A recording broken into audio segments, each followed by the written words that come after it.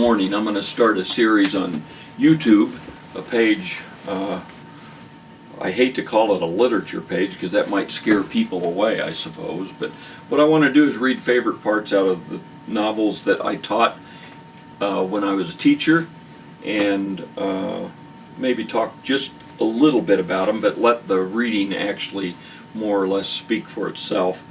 And just something I wanted to do and share with people, because I think that literature sometimes just needs to be heard out loud.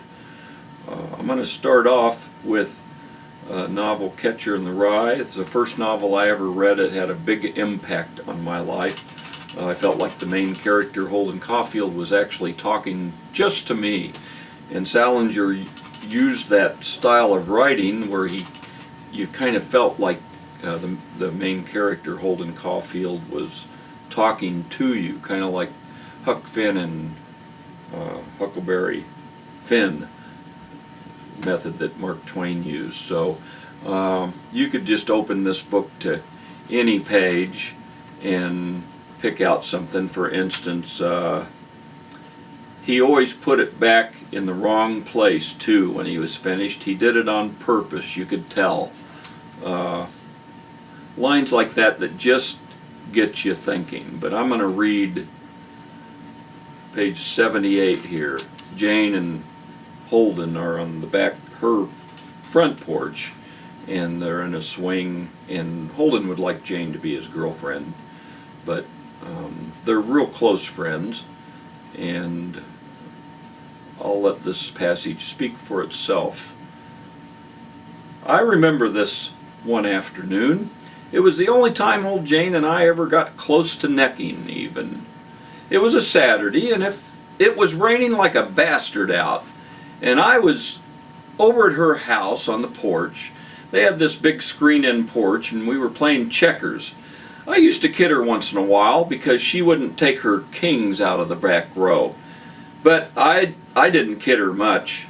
You never wanted to kid Jane too much. I think I really like it best when you could kid the pants off a girl when the opportunity arises. But it's a funny thing. The girls I like, the ones I like best, are the ones I never feel much like kidding. Sometimes I think they'd like it if you kidded them. In fact, I know they would, but it's hard to get started once you've known them a pretty long time and never kidded them. Anyway, I was telling you about that afternoon Jane and I came close to necking. It was raining like hell, and we were out on the porch, and all of a sudden this booze hound her mother was married to came out on the porch and asked Jane if there were any cigarettes in the house. I didn't know him too well or anything, but he looked like the kind of guy that wouldn't talk to you much unless he wanted something off you.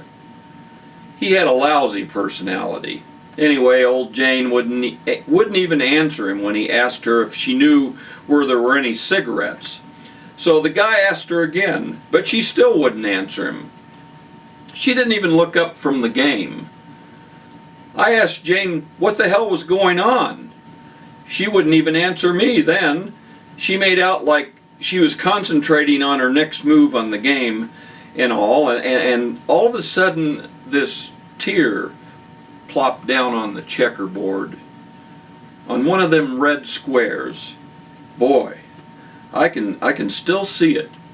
She just rubbed it into the board with her finger. I don't know why, but it bothered the hell out of me. So what I did was I went over and made her move over on the glider so that I could sit down next to her. I practically sat down on top of her lap, as a matter of fact.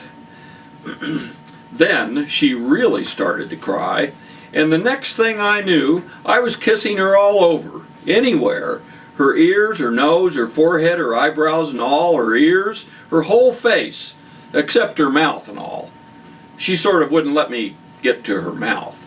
Anyway, it was the closest we ever got to necking. After a while, she got up and went in and put on this red and white sweater she had. That knocked me out, and we went to the movies. I asked her on the way if Mr. Cudahy, that was the booze hound's name, had ever tried to get wise with her. She was pretty young, but she had this terrific figure, and I wouldn't put it past that Cudahy bastard. She said no, though. I never did find out what the hell was the matter. Some girls, you practically never find out what's the matter. So that's my first reading from my favorite book ever, and hope you enjoyed it.